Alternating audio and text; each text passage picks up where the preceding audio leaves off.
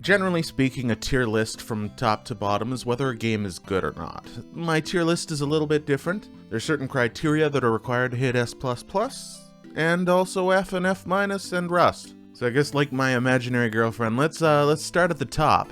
The S++ tier is reserved for my absolute favorite games, the top tier of every genre that I've ever played. If a genre is not represented there, it means that I really haven't discovered anything that would be fantastic and also fit in that same niche. Like, it's pretty tough to say that there are, a block balancing puzzle game that is, an absolute godsend of a game. Tetris, pretty damn close, but maybe I'll have to reconsider Tetris. S+ is where my runoffs lie. These are ones that are absolutely fantastic games. I recommend it to everyone and their mother. Like, even out in public, I will recommend these games to people. But there's one reason or another where I have an S++ game, like Minecraft and Terraria, perfect example. Minecraft is just that, like, both are fantastic games, and if Minecraft didn't already fill that hole, Terraria would probably be up there as well. S is where I put a lot of my personal picks, games that might not be S tier in everyone else's categories. ActRaisers is a perfect example of this one.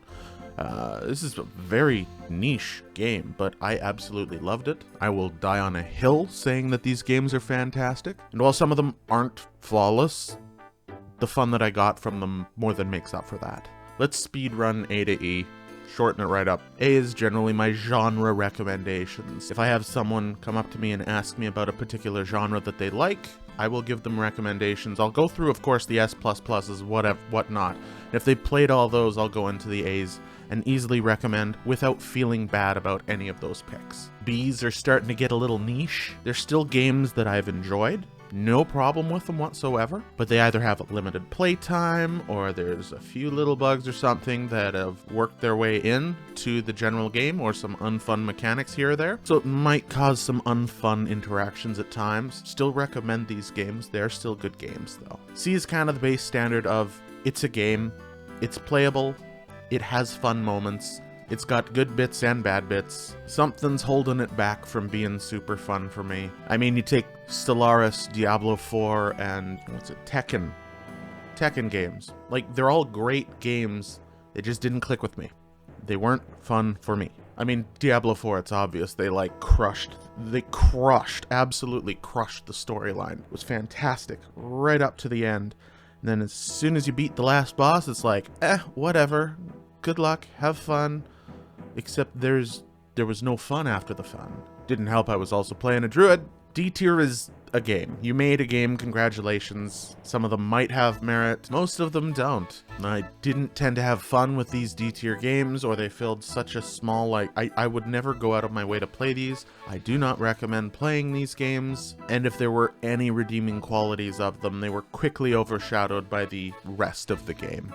E tier, not only do I recommend against, I actively recommend against people playing these games. These could be horror games with cheap jump scares, unfinished or raw games, or games that are just not fun. I would prefer watching paint dry. Paint drying stream when? Now F is where things start to get interesting. These are generally either IPs which I felt they butchered their content, or games I passionately oppose. Now F minus. Frick. This is where the tier list greatly divests from regular tier lists, because there are some really banger games in here. Like, ones that I would normally put in S+. It's full of so many fun games. Like, ones you'll have an absolute blast on. Why am I putting them in F- then? What could be so irredeemable that they're below corporate more corporate shills and egregious ones at that? You can have well-polished games, you can have a great storyline, the gameplay could be fun as hell, like great gameplay, doesn't matter. When games prioritize business over fun, that is what makes you into the F-. Not just like being greedy and charging extra for your game though. There are certain levels of badness here, okay? F- is reserved exclusively for money-hungry corporations that are predatory to their consumers or to children, or have some sort of a pay-to-win mechanic directly tied to real currency. It's the reason I spent years in RuneScape 3, mind you. Like, years of my life were invested in this game, and I stopped it because it was just so... And then there's Rust. Yeah, it belongs there. Imagine what happens if you take all the angry, racial slur slinging, cheating, terrible people from League of Legends with the PKers from old school RuneScape, with the people who actively invade other people's multiplayer playthroughs in Elden Ring. You mush them up into a single location. That's kind of what Rust is. Yeah, that's the tier list explained. Go watch other videos. What can I say?